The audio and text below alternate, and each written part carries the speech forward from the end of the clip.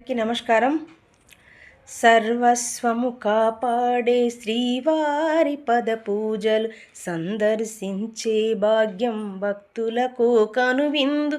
అష్టదళ పద్మ అష్టోత్తర శతావలులో అలహలలు పులకరించు సహస్ర కలశాభిషేకమున నీవు గనక దీవించున స్వామి నీ పరిమాణము.